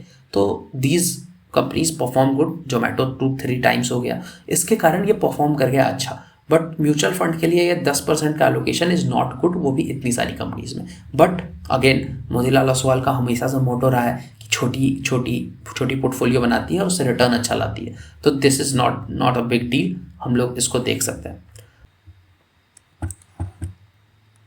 तो हमने रिटर्न्स में क्या देखा, लेट्स टॉक बैक।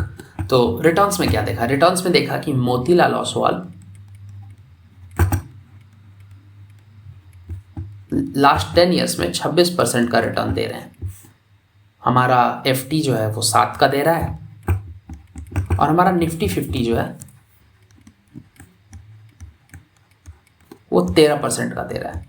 अब हम इस तीनों पे 72 रूल लगाते हैं। इससे ये पता चलेगा कि मेरा पैसा डबल कितने दिनों में होगा। तो मोतीलाल ओसवाल में 26 से करने पे लगभग 3 आ रहा है, यानी कि मेरा पैसा 3 साल में डबल होगा। FD के केस में 72/7 10 आ रहा है, यानी कि मेरा पैसा 10 साल में डबल होगा। और निफ्टी 50 में 72/13 तो लगभग 5 से 6 साल के बीच में मेरा पैसा डबल होगा। तो Motilal Oswal is definitely better than FD and Nifty 50 index funds. तो मोतीलाल ओसवाल में इन्वेस्ट हमें करना चाहिए।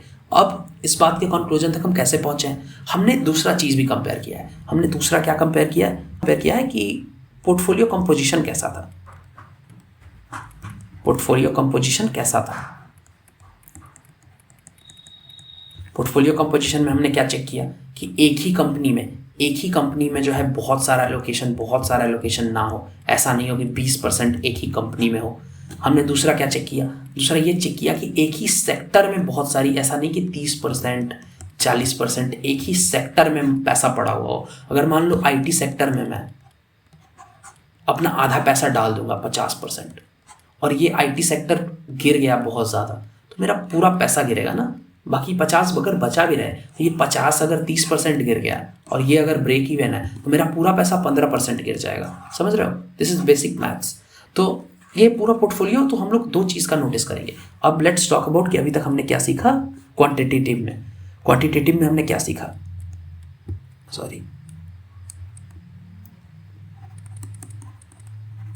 क्वांटिटेटिव एनालिसिस में हमें क्या क्या चाहिए? हमको सबसे पहले चाहिए रिटर्न। दूसरा हमको चाहिए उसका वो कि कंपोजिशन कैसा है। How much return do we want? We want at least 15% return, क्योंकि 13 और 14 तो मुझे निफ्टी 50 भी दे दे रहा है, यानी कि इंडेक्स फंड भी दे दे रहा है। तो मुझे एटलीस्ट 15% रिटर्न तो चाहिए। कंपोजिशन में क्या चाहिए? कंपोजिशन में चाहिए कि एक सेक्टर में 25% से ज़्यादा इन्वेस्टमेंट ना हो एक सेक्टर में। दूसरा में क्या चाहिए कि एक कंपनी में, यानी कि एक स्टॉक में 10 से 12% से ज़्यादा इन्वेस्टमेंट ना हो। अगर ये चीज़ हम देखेंगे तो हमें लॉन्ग टर्म में ये चीज़ बचाएगी। ये चीज़ हमें प्रॉफिट तो दे सकती है ज़्यादा, बट ये चीज़ हमें गिरा भी सकती है। तो हमें क्या चीज़ नोटिस करना है कि हमें रिटर्न जो है 15% से ज़्यादा मिले एटलीस्ट। ज़्यादा तो जितना मिल जाए, बट एटलीस्ट 15% मिले।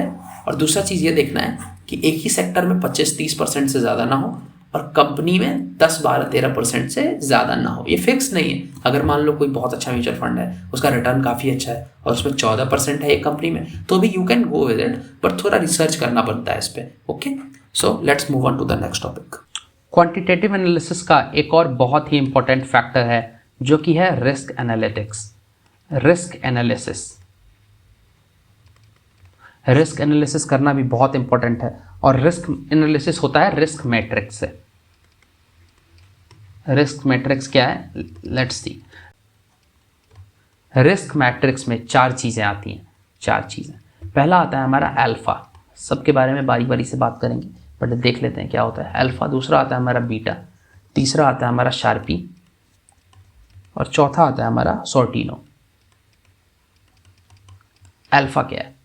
अल्फा बेसिकली ये है कि मेरा जो फंड है वो मेरे बेंचमार्क से, बेंचमार्क होता है कि एक बेंचमार्क सेट होता है हर एक कैप का। जैसे लार्ज कैप का एक बेंचमार्क सेट होगा, एक मिड कैप का बेंचमार्क सेट होगा और एक स्मॉल कैप का बेंचमार्क सेट होगा। कि मिड कैप जो है बेंचमार्क मान लीजिए मिड कैप का 15% है। तो अल्फा बेसिकली ये होता है कि मेरा फंड जो है, मेरा मान लो कि अगर मेरा मोतीलाल ओसवाल फंड है, Motilal Oswal mid cap fund है मेरा, तो मेरा फंड बेंचमार्क से कितना ज़्यादा परसेंट परफॉर्म किया है। मान लो अगर ये 12% है, इसका मतलब मेरे मोतीलाल ओसवाल मिड कैप ने 27% का रिटर्न दिया है, जो कि 12% ज़्यादा है मेरे बेंचमार्क से। तो अल्फा होता है बेंचमार्क। तो ये जितना ज़्यादा रहेगा उतना मेरे लिए अच्छा है, उतना ज़्यादा अच्छा है क्योंकि बेंचमार्क से उतना ज़्यादा परफॉर्म किया है। एटलीस्ट बेंचमार्क जितना तो करना ही चाहिए, बट बेंचमार्क से जितना ज़्यादा किया है उतना मेरा फायदा है। ये 1 साल का होता है, हर साल अलग अल्फा होता है। तो this is the benchmark performance of my fund. दूसरा होता है बीटा। बीटा हमारा बताता है वोलेटिलिटी, कि मेरा मेरा जो फंड है वो वॉलेटाइल कितना है।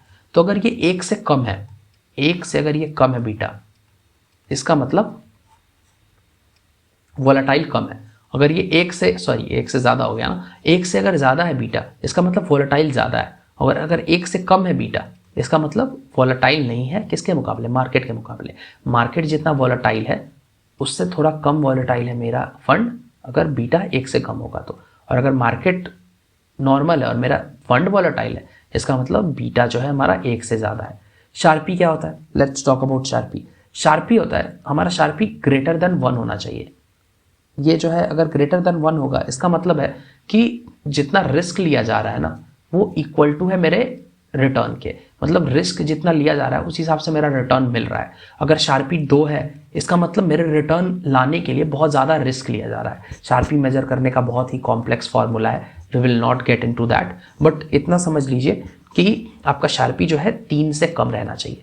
3 से ज़्यादा शार्पी जो है मतलब बहुत ज़्यादा रिस्की हो रहा है और फंड मैनेजर जो है बहुत करतब दिखा रहा है वो रिटर्न लाने के लिए। तो शार्पी 2 और 3 के बीच में रहे, इससे कम रहे तो बहुत अच्छी बात है, बहुत सही है। Sortino has no limit. Sortino आपका जितना ज़्यादा रहे, वैसे 2 से ऊपर ये सॉर्टिनो को बहुत अच्छा माना जाता है, but Sortino should be greater than 2।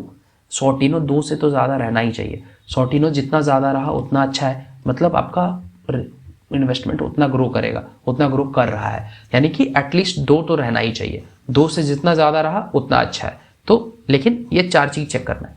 Alpha मेरा जितना ज़्यादा रहे उतना अच्छा, अल्फ़ा जितना ज़्यादा रहे उतना अच्छा है, क्योंकि अल्फ़ा मेरे बेंचमार्क से कितना ज़्यादा रिटर्न दे रहा है वो बताता है।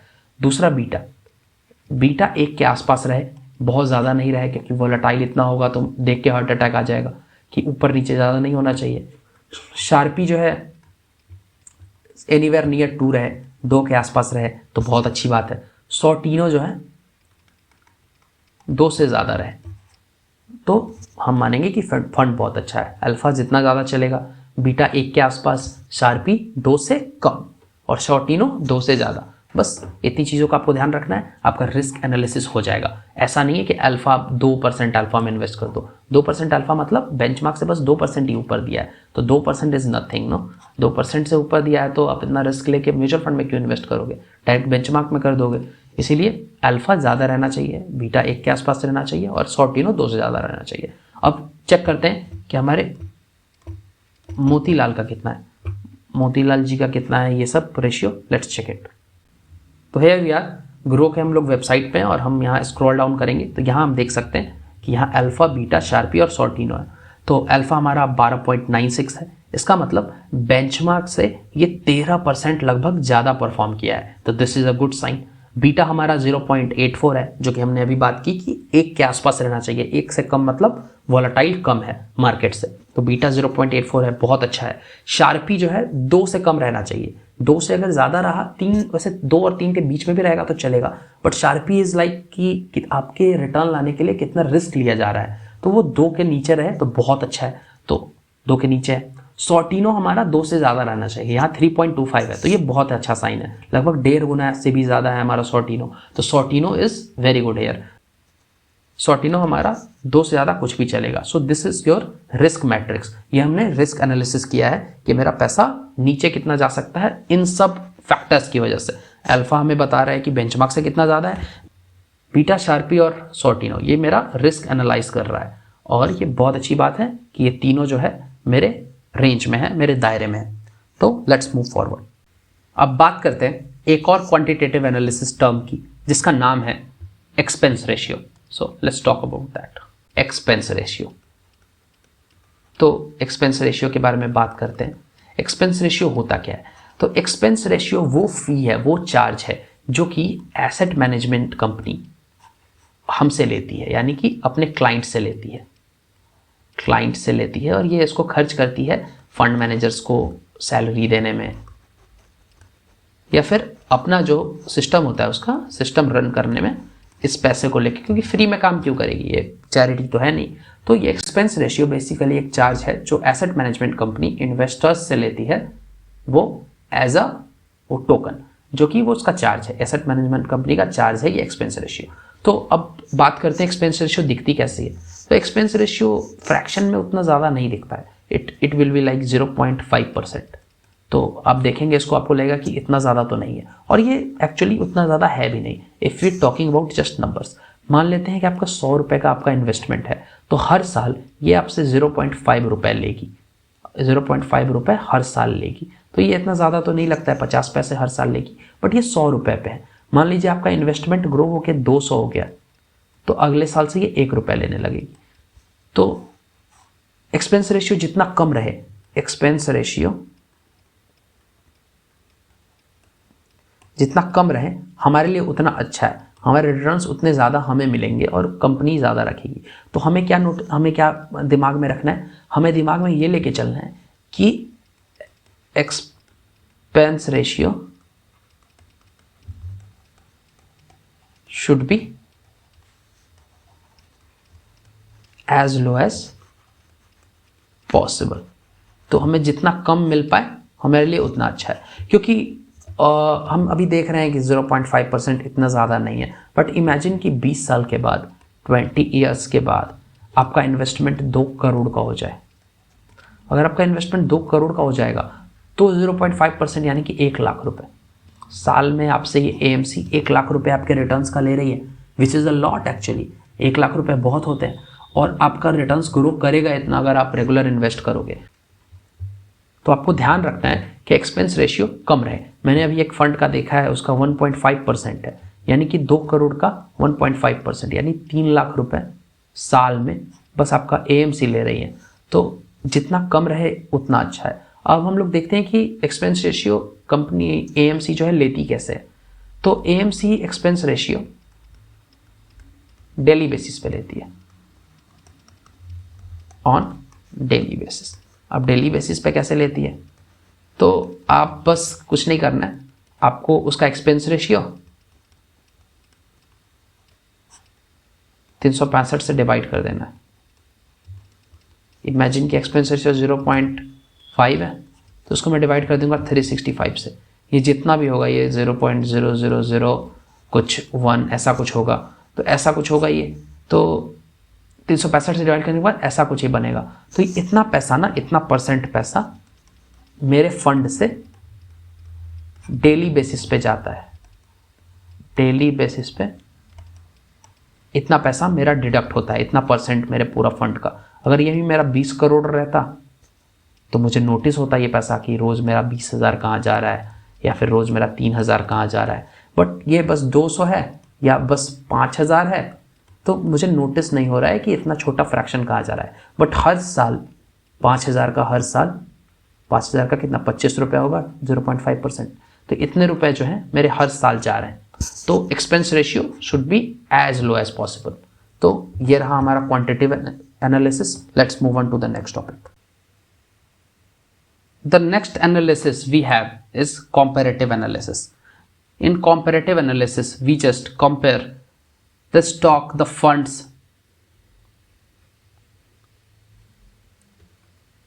In comparative analysis, comparative नाम से ही पता चल गया होगा कि हम लोग कंपेयर करने जा रहे हैं। और हम लोग किसको किसको कंपेयर करेंगे, तो हम लोग 2 चीज़ों को कंपेयर करेंगे। पहला हम लोग करेंगे पेयर कंपैरिजन, और दूसरा हम लोग करेंगे बेंचमार्क कंपैरिजन।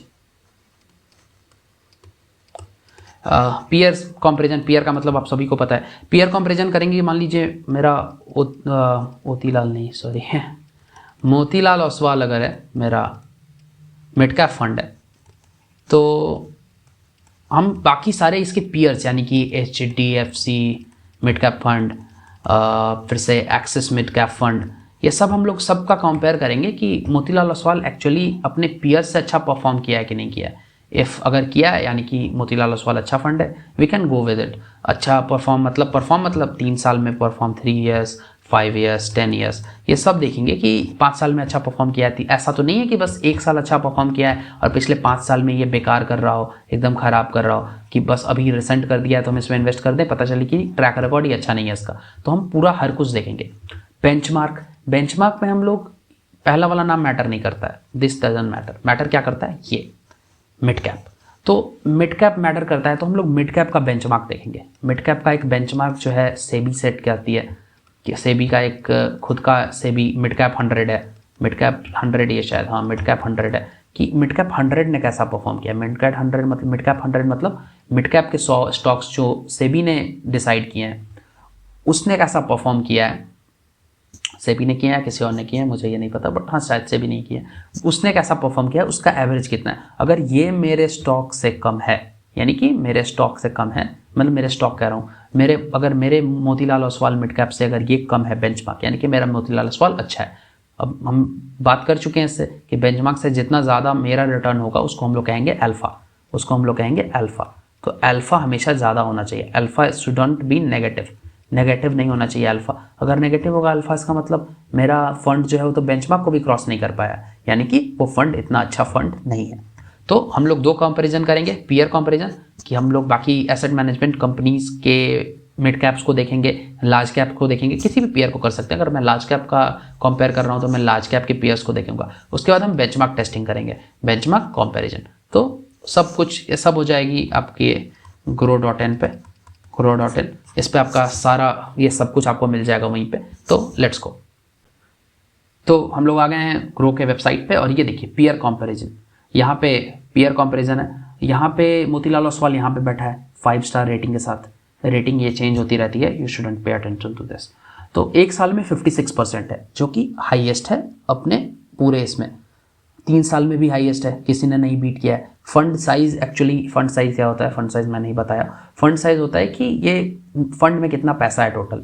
वो शुरू में बात हुई थी 500-500 रुपये ले रहा है, तो ये टोटल इतने रुपए ये करके वो कर रहा है। HDFC 77,000 करोड़ कर रहा है, मोतीलाल ओसवाल 18,000 करोड़ कर रहा है। इससे उतना कुछ फर्क नहीं पड़ता है, बट अगर ये कम रहे तो ज़्यादा अच्छा होता है, ऐसा बोला जाता है। I don't think so.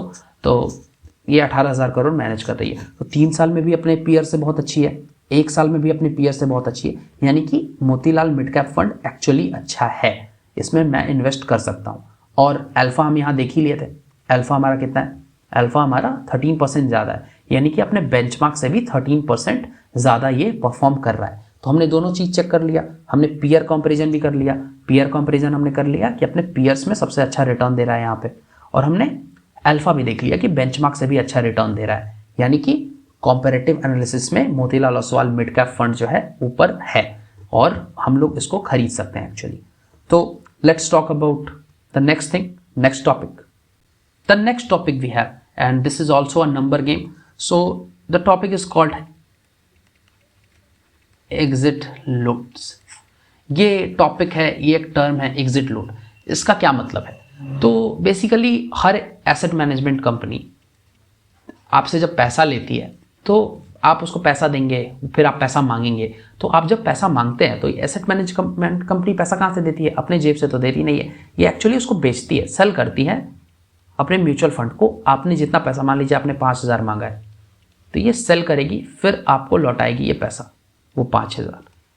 तो ये सेट आपने आज ही दिया, आज ही बेचा, तो ये एक सेट करती है, इसको तंग होगा, ये इसको तकलीफ होगी, तो ये एक सेट करती है कि नहीं, अगर आप 1 साल के अंदर म्यूचुअल फंड को बेचोगे तो आपको एग्जिट लोड लगेगा। एग्जिट लोड कितना लगेगा? एग्जिट लोड कितना भी हो सकता है, 0.3%, 35% हो सकता है, 1% हो सकता है। यानी कि आपको अगर 1 साल से पहले आप बेचोगे तो आपके फंड में जितना आप बेचोगे ना, मान लो अगर आप 5,000 बेच दिए, 5,000 का बेचे, तो आपको 1% यानी आपको 50 रुपया फाइन लगेगा, जो कि एग्जिट लोड होता है। ये 1 साल के बाद 0 हो जाएगा, 1 साल के बाद आपको कुछ नहीं लगेगा।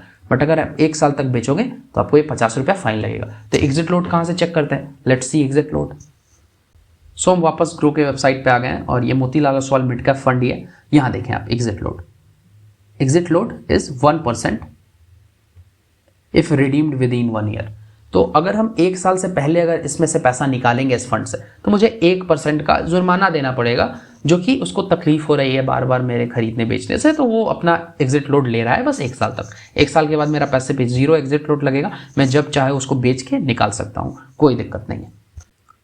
Now time for the most important topic of the video, that is tax. Not the most important तो हो गया कवर, बट टैक्स भी काफ़ी इंपॉर्टेंट है। टैक्स के बारे में समझते हैं, वरना आजकल काफ़ी हीटेड टॉपिक है टैक्स। तो लेट्स अंडरस्टैंड टैक्स। 2 तरह के टैक्स होते हैं, एक होता है STCG और एक होता है LTCG। STCG क्या होता है? STCG होता है शॉर्ट टर्म कैपिटल गेन्स और ये होता है long term capital gains. Short term long term क्या है? Let's understand that. Cap gains short term basically हुआ कि एनीथिंग लेस देन 1 ईयर, यानी कि 12 मंथ से कम। 12 मंथ से अगर कम है कोई भी, लेस देन 12 मंथ्स, तब वो शॉर्ट टर्म है। लॉन्ग टर्म मतलब हुआ 12 मंथ से मोर। 12 मंथ से कुछ भी ज़्यादा होगा तो उसको हम लॉन्ग टर्म कहेंगे। यानी कि अगर हम किसी एसेट को, किसी स्टॉक को, किसी म्यूचुअल फंड को अगर 12 मंथ से कम होल्ड करते हैं तो, और उसके बाद हम बेच देते हैं, मान लो 11 महीने 28 दिन पे हम बेच दिए, तो मुझे शॉर्ट टर्म कैपिटल गेन्स देना पड़ेगा, टैक्स देना पड़ेगा STCG। और अगर हम उसको 12 महीने और 1 दिन पे बेचते हैं तो हमको उसको लॉन्ग टर्म कैपिटल गेन्स देना पड़ेगा। तो ये 2 तरह के टैक्सेस हैं। तो लेट्स अंडरस्टैंड थोड़ा डिटेल में दोनों होता क्या है और बेसिकली कितना होता है वो हम लोग देखेंगे। तो STCG यानी कि शॉर्ट टर्म कैपिटल गेन्स, ये हमारा 20% है और ये कब लगता है? लेस देन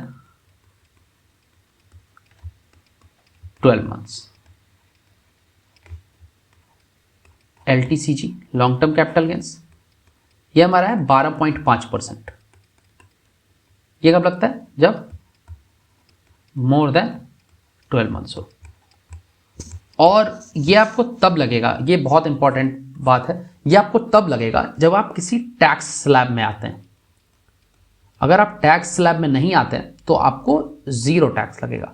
अगर आप टैक्स स्लैब में नहीं आते हैं, no tax slab, then 0 tax, आपको कोई टैक्स नहीं लगेगा। आप इससे भी फ्री हैं, आप इससे भी फ्री हैं। बट अगर आप टैक्स स्लैब में आते हैं तो आपको उस हिसाब से इस दोनों पे टैक्स देना पड़ेगा। तो ये हो गया आपका टैक्स वाला part. Let's understand one more thing, one last thing, उसके बाद हम लोग वीडियो कंक्लूड करेंगे। तो वो ये भी काफ़ी इंपॉर्टेंट है। और लेट्स अंडरस्टैंड कि SIP एंड लंप सम में डिफरेंस क्या होता है। लंप सम सुने, लंप सम, तो इस दोनों में डिफरेंस क्या है? तो सबसे पहले लंप सम को हम लोग समझते हैं। मान लीजिए कि आप कहीं घूमने गए हैं, आप अपनी नानी के यहाँ गए हैं और आपको वहाँ से 5,000 रुपये आपकी नानी दे दे। अब आपके पास 5,000 रुपये हैं, ये आपके पास एक बार आ गए 5,000। अब आप क्या करेंगे? इस 5,000 को लेके एक म्यूचुअल फंड में डाल देंगे। आपने एक बार में ये 5,000 म्यूचुअल फंड में डाल दिया, आपको अगला अपना कोई ठिकाना नहीं है, अगला आपको कब पैसा मिले। अब आप दादी के यहाँ जाएं तब आपको पैसा मिले, या फिर आपको कहीं नानी के यहाँ फिर से जाएं तो फिर आपको 5,000 मिले, 2,000 मिले। तो आप अगला, आपको जो है कोई सिस्टमैटिक आपको ढंग से नहीं पता है कि आपको अगला पैसा कब आएगा। आपने बस एक बार आपको पैसा मिला और आपने एक बार में ही इसको स्टॉक में या म्यूचुअल फंड में इन्वेस्ट कर दिया। इसको हम लोग बोलते हैं लंप सम इन्वेस्टिंग। मतलब बस एक बार में पटक देना, पैसा लेके सीधे ऐसे पटक दिया, कोई मतलब नहीं अगला इंस्टॉलमेंट कब डालना है, क्या डालना है, बस एक बार म्यूचुअल फंड खरीद लिया। SIP इसका जस्ट अपोजिट है। SIP का मतलब होता है, S से होता है सिस्टमैटिक, I से होता है इन्वेस्टमेंट और P से होता है प्लान। सिस्टमैटिक इन्वेस्टमेंट प्लान मतलब एक सिस्टम में फॉलो करके आपको इन्वेस्ट करना है। वो सिस्टम कुछ भी हो सकता है, मंथली हो सकता है, वो क्वार्टरली भी हो सकता है, ईयरली तो कोई नहीं करता है SIP, बट मंथली और क्वार्टरली लोग SIP करते हैं। अब मान लीजिए मंथली आप 1,000 रुपए डाल रहे हैं पर मंथ, तो आपका SIP हो गया। This is SIP। आपको पता है कि आप नेक्स्ट मंथ भी डालोगे, आप उसके नेक्स्ट मंथ भी डालोगे, आप उसके नेक्स्ट मंथ भी डालोगे। तो ये बेसिकली आपका SIP हुआ 1,000 रुपए। आप क्वार्टरली SIP भी कर सकते हो, बट मंथली SIP जो है मोस्ट प्रैक्टिस्ड है और लोग यही करते हैं। तो SIP और लमसम के फायदे और नुकसान देख लेते हैं। SIP एक्चुअली बहुत लोग प्रेफर करते हैं क्योंकि SIP में कम अमाउंट, जैसे 500 पर मंथ अगर आप डालेंगे तो आपका हर साल जो है 6,000 रुपये हो जाएगा और 10 साल में 60,000, और ये ग्रो अच्छा करता है। SIP का में एक लोग सेविंग्स के लिए भी इस्तेमाल करते हैं SIP को, क्योंकि इसमें पैसा सेव करना आसान होता है। हर महीने 500 सेव किया, SIP में डाल दिया, और वो पैसा जो है अपना जितना भी आपका म्यूचुअल फंड रिटर्न दे रहा है उस हिसाब से ग्रो करता है। तो एक सेविंग्स का भी अच्छा ऑप्शन है, और इन्वेस्टमेंट्स भी अल्टीमेटली सेविंग्स ही है एक तरह का, थोड़ा ग्रोइंग सेविंग है बट है तो सेविंग्स ही। लंपसम में ये नहीं होता है। लंपसम में आप बस, आपके पास एक बार पैसा आया, आपने पूरा पैसा एक बार डाल दिया, आपको नहीं पता है आप अगली बार पैसा कब डालोगे कब नहीं डालोगे। तो एसआईपी एक उस पर प्लस पॉइंट है एसआईपी का ये, एसआईपी में हर महीने डलता है पैसा, यानी कि आपको हर महीने कुछ सेविंग्स होती है जो आप उसमें डाल देते हैं, तो आपका पैसा रेगुलर बेसिस पे सेव हो रहा है। एक और बेनिफिट एसआईपी का ये है, एक और बेनिफिट एसआईपी का ये है कि आप जब म्यूचुअल फंड में इन्वेस्ट कर रहे हो, एक म्यूचुअल फंड में इन्वेस्ट कर रहे हो, तो म्यूचुअल फंड जो है कभी कभी महंगा होता है, कभी कभी सस्ता होता है। मान लो मार्केट अगर डाउन रहता है तो म्यूचुअल फंड का रेट गिरा हुआ रहता है, मार्केट अगर डाउन है तो म्यूचुअल फंड भी डाउन है, मार्केट अगर अप है तो म्यूचुअल फंड भी अप है। तो अगर मार्केट डाउन पे आप म्यूचुअल फंड खरीदोगे तो आपको म्यूचुअल फंड का ज़्यादा हिस्सा मिलेगा, यानी कि आपको सारी कंपनियां थोड़ी सस्ती मिलेंगी। तो जब आप तो एसआईपी कर रहे हो, आप मतलब महीने की 1 तारीख को पैसा इसमें डाल दे रहे हो बिना देखे मार्केट ऊपर है कि नीचे है। तो बहुत बार ऐसा होगा कि आपको मार्केट बहुत नीचे भी यहाँ पे मिल जाएगा, बहुत बार ऐसा होगा कि आपको हाई पे खरीदने को मिलेगा, फिर नीचे मिलेगा, फिर ऊपर मिलेगा। तो इससे आपका पूरा कॉस्ट एवरेजिंग हो जाता है, इससे आपका कॉस्ट एवरेजिंग हो जाता है, जिसके कारण आपको लॉन्ग टर्म में बहुत फ़ायदा मिलता है। आप हो सकता है ये आपको नहीं समझ में आ रहा हो, इसके लिए मैं एक और वीडियो डाल दूंगा, कॉस्ट एवरेजिंग क्या होता है, और एसआईपी और लमसम पे एक और वीडियो डाल दूंगा। बट अगर आप म्यूचुअल फंड में इन्वेस्ट कर रहे हो और आप अगर यंग हो तो you should always choose SIP over lump sum. मेरा पॉइंट यही था, एसआईपी में इन्वेस्ट करो, मंथली सेविंग भी होगी और पैसा भी ग्रो करेगा। सो that's it for the video.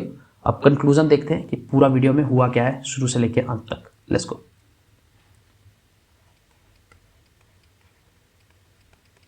Conclusion, हमने शुरू से क्या देखा, लेट्स अंडरस्टैंड दैट। हमने शुरू से देखा कि म्यूचुअल फंड क्या होता है। म्यूचुअल फंड क्या होता है? म्यूचुअल फंड होता है कि जब एक एएमसी एसेट मैनेजमेंट कंपनी बहुत सारे लोगों का पैसा लेके इन्वेस्ट करती है उसको एक फंड में, जो फंड बहुत सारे कंपनीज में इन्वेस्ट करता है और उस स्टॉक से पैसा आता है वो वापस एएमसी के पास जाता है और एएमसी उसको पॉपुलेशन को देती है। This is mutual fund. ये म्यूचुअल फंड है। ये हमने सीखा था कि म्यूचुअल फंड ये है कि mutual fund AMC fund stocks वापस एएमसी और वो वापस पैसा पॉपुलेशन को मिल जाता है। उसके बाद हमने सीखा था कि बेनिफिट्स क्या है। बेनिफिट्स है कि टैक्स सेविंग होती है, टैक्स सेविंग होती है, हमारा लेस रिस्की है, फिर से रिटर्न अच्छे मिलते हैं, रिटर्न बेटर देन एफडी। उसके बाद हमने देखा था कितने टाइप्स के होते हैं, तो इक्विटी होता है, डेप्ट होता है, इंडेक्स होता है और सेक्टर होता है। उसके बाद हमने देखा था कि इक्विटी के कितने टाइप्स हैं। इक्विटी के टाइप्स हैं large cap, mid cap and small cap. उसके बाद हमने ट्री वाला एनालॉजी लिया था कि ये बहुत बड़ा ट्री है, स्मॉल कैप एक प्लांट है, तो लार्ज कैप जो है धीरे धीरे ग्रो करेगा बट रिस्क भी कम होगा, स्मॉल कैप तेजी से ग्रो करेगा बट रिस्क भी ज़्यादा होगा। उसके बाद हमने सीखा था क्वालिटेटिव एनालिसिस करना, क्वालिटेटिव एनालिसिस। ये हमारा मेन पार्ट था वीडियो का कि जैसे हम सेलेक्ट कैसे करें म्यूचुअल फंड। तो क्वालिटेटिव एनालिसिस में हमने पहला देखा था कि हमें देखना है कि एएमसी जो है हमारा एसेट मैनेजमेंट कंपनी रेप्यूटेड हो। दूसरा हमें देखा था कि ट्रैक रिकॉर्ड अच्छा हो, ट्रैक रिकॉर्ड गुड हो। उसके बाद हमने देखा था कि पास्ट परफॉर्मेंस अच्छा हो, पास्ट परफॉर्मेंस जो है गुड हो। कि हमने देखा था क्वालिटेटिव में, क्वालिटेटिव एनालिसिस में। उसके बाद हमने देखा क्वांटिटेटिव एनालिसिस, क्वांट मतलब number, quantitative analysis, whatever the spelling भूल गया मैं। क्वांटिटेटिव एनालिसिस में मैंने देखा था, हमने देखा था कि सबसे पहले हमें देखना है कि उसका रिटर्न्स कितना है। रिटर्न्स अगर अच्छे होंगे तब जाके मैं उसमें इन्वेस्ट करूंगा तो मुझे उसमें अच्छे वो मिलेंगे, सब कुछ मिलेगा। तो रिटर्न्स जो है अच्छे होने चाहिए, रिटर्न्स होने चाहिए एक्सेलेंट। उसके बाद हमने देखा कि हमारा जो है रिस्क मैट्रिक्स जो है वो होना चाहिए अल्फ़ा, जितना ज़्यादा हो उतना अच्छा है। बीटा हमारा 1 के आसपास होना चाहिए। फिर से हमारा जो है सॉर्टिनो होना चाहिए। सॉर्टिनो हमारा जो होना चाहिए कुछ भी 2 से ऊपर होना चाहिए, ग्रेटर देन 2 होना चाहिए। और हमारा शार्पी होना चाहिए 2 के नीचे होना चाहिए, 2 या 3 के नीचे होना चाहिए, क्योंकि हमारा इससे पता चलता है कि कितना रिस्क लिया गया है मेरे इन्वेस्टमेंट को लाने के लिए। तो ये मैंने क्वांटिटेटिव एनालिसिस देखा था। क्वांटिटेटिव एनालिसिस में एक और चीज़ थी, वो चीज़ थी एक्सपेंस रेशियो। एक्सपेंस रेशियो जितना कम रहे उतना अच्छा है, गुड फॉर अस है। जितना कम रहे उतना गुड फॉर अस है, एज लो एज पॉसिबल। उसके बाद हमने देखा था कि एग्जिट लॉट होता है। एग्जिट लोड बेसिकली अगर आप 1 साल से पहले बेचोगे तो हर एएमसी जो है चार्ज लेती है कुछ, तो चार्ज को हम कहते हैं एग्जिट लोड। ये चार्ज जो है बेसिकली उनको जो दिक्कत हुई है उसके लिए वो लोग रखते हैं। और उसके बाद हमने देखा था कि कंपैरिजन करना देखा था। कंपैरिजन हमने किससे करेंगे, पहले पीयर से करेंगे, पीयर टू पीयर कंपैरिजन। उसके बाद हम लोग करेंगे बेंचमार्क कंपैरिजन।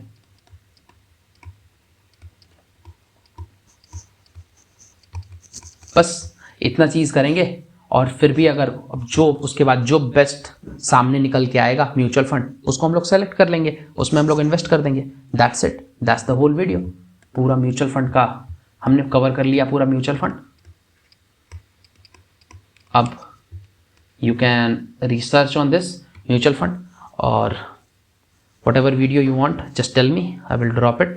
और पूरा म्यूचुअल फंड यही है, A to Z mutual fund, इतना ही कुछ देखना है। म्यूचुअल फंड में तुम्हें रिटर्न देखना है, म्यूचुअल फंड में तुम्हें देखना है कि तुम्हारा अल्फा कैसा है, बीटा कैसा है, शार्पी कैसा है, तुम्हारा वो कैसा है, सॉर्टिनो कैसा है।